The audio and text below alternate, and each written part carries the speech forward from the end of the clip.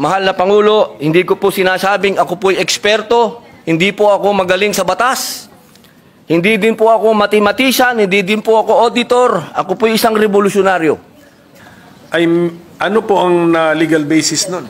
Opo, napakaganda po ng tanong ng ating pinunong minorya. At yan po, alam niyo po, dito po sa aking kaliwa, kung titingnan niyo po, dahil ang sabi ko po sa kanila, Ginoong Pangulo, tayo po ay haharap sa bar Tatnatcher. Mathematician pa. Kaya kailangan po, battery. O, sige po, basahin ko na po. Baka kasi English baka may Tagalog kasi dito. Napakahalaga po ng panimulang salita sa usapin nito sapagkat ito pong ating isinusulong, ito po ay bunga ng isang revolusyon na naganap sa ating bayan na ipinaglalaban po ang kaban ng bayan. Ibig pong sabihin, ito pong COA na atin pong binabanggit dito, Ginoong Pangulo, ito po ay napakahalaga ng papel nito sa ating bayan. Ang gusto po natin, mahal na Pangulo, ay palakasin po yung mga ibinigay sa kanilang kapangyarihan. Kaya meron po dito sa ating panukala na mga bago pong probisyon. Pero ito pong mga probisyon nito, mahal na Pangulo, hindi na po ito bago. Meron pong ilan na pinapractice na, meron pong ilan na masasabi nating bago. Pero yung pong mga bago na yun, pagka atin pong pinag-usapan, ay parang hindi na rin bago.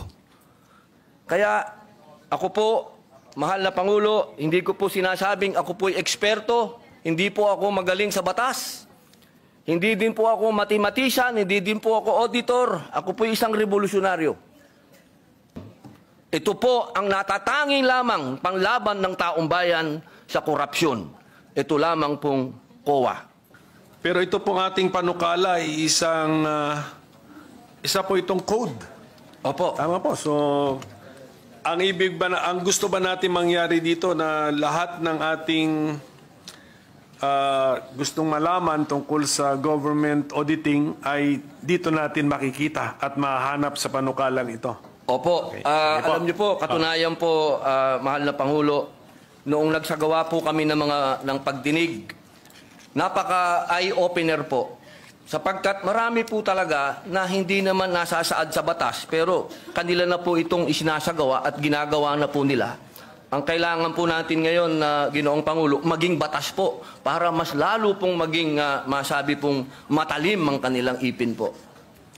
Pero yung mga sinasabi po nating existing practice na ngayon na ginagawa nila ay ano po ang legal basis nun?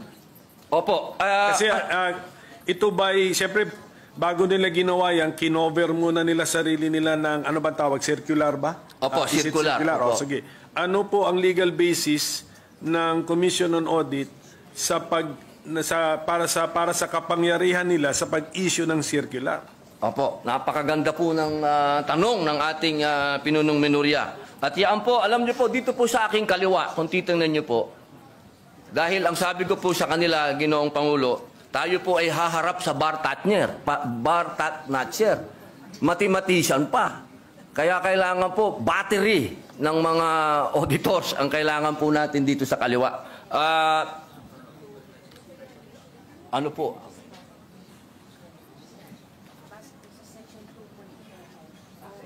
Yung legal basis na yun ay nandun sa bill. Section 2 ng Konstitusyon. Opo. Dito po, sa nakalagay po sa ating konstitusyon, sa Section 2 po, ng letter D, the Commission on Audit, dito po sa Section 2, number 2, sabi po dito, the Commission shall have exclusive authority, subject to the limitations in this article, to define the scope of its audit and examination, establish the techniques and methods required therefore. Yun po, nasa konstitusyon po, mahal naming Pangulo, na sinasabi po dito, meron po silang karapatan na maggawa ng mga techniques, established techniques, methods sa pangalan po ng circular. Apo. Yung susunod, yung mas importante rin po. Sige po, basahin ko na po. Baka kasi English baka may Tagalog kasi dito.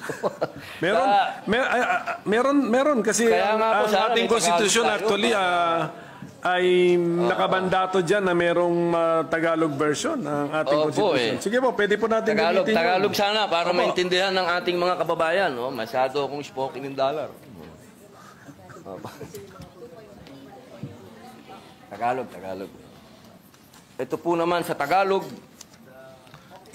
dapat magkaroon ang komisyon ng tanging otoridad batay sa mga katakdaan sa artikulong ito na magtakda ng saklaw na audit at pagsusuri nito, magtatag ng mga kaparaanan at pamamaraan na kinakailangan ukol doon at maglagda ng mga tuntunin at alituntunin sa pagtutuos at pag-audit kabilang ang mga ukol sa paghadlang at di pagpaghintulot sa mga paggugol o paggamit ng mga salapi at ari-arian ng pamahalaan na tiwali, hindi kinakailangan, labis-labis, maluho o hindi makatwiran.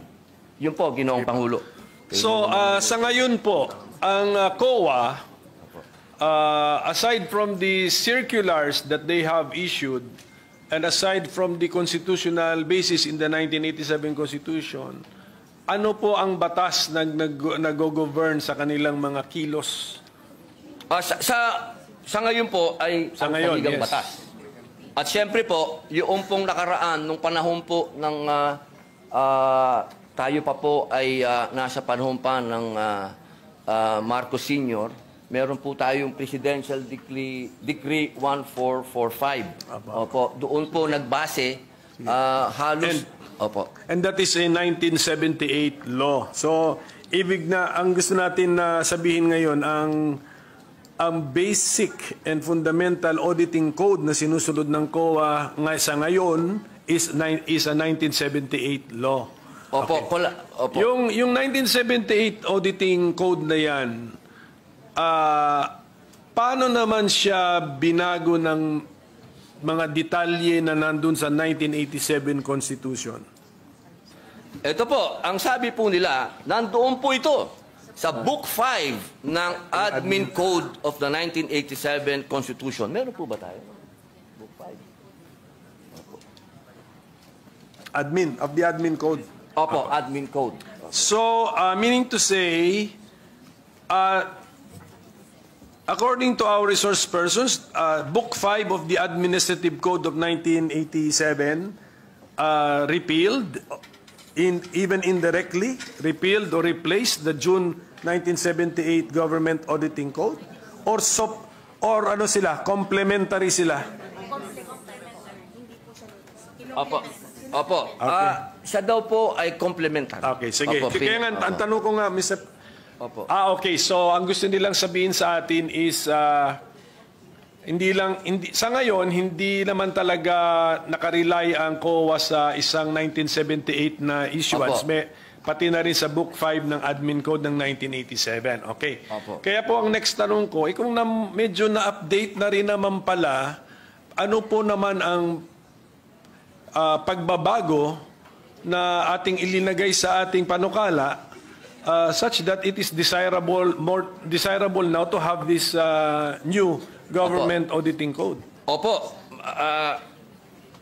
Pwede po natin itong isa-isahin kung ano po yung mga bagong provision. Mga bagong idea muna. May mga bago ba tayong idea o bagong approach dito sa ating panukala? So dito po sa Section 16 ng ating panukala, nasasabi po dito, ay dinagdag po natin ang electronic transaction, katulad ng electronic documents, electronic collection, and electronic project. Ito po na rin ay pinapractice na rin po ito ng COA po sa ngayon. Yan po yung isa po na masasabi po nating malaking pagbabago. Ito po yung pinakamaganda na pinag-usapan po namin. Ako gusto ko po ito. Kasi maraming lugar na hindi napupuntahan ng COA. Nakalagay po dito sa Section 26.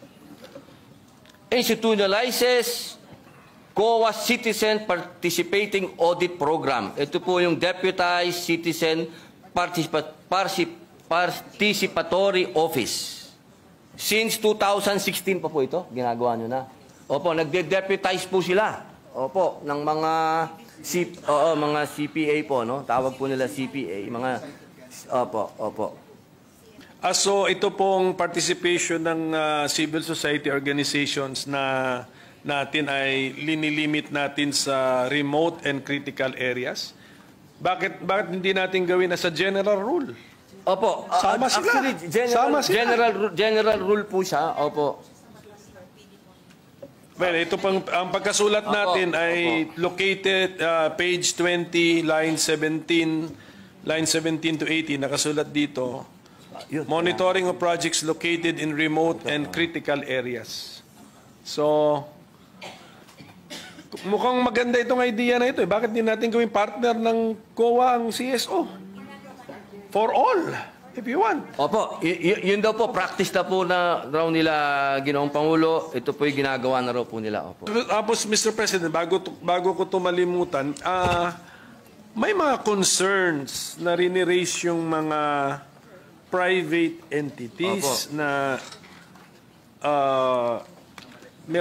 it's either meron silang ano ba yun yung sa PPP? PPP because of the PPP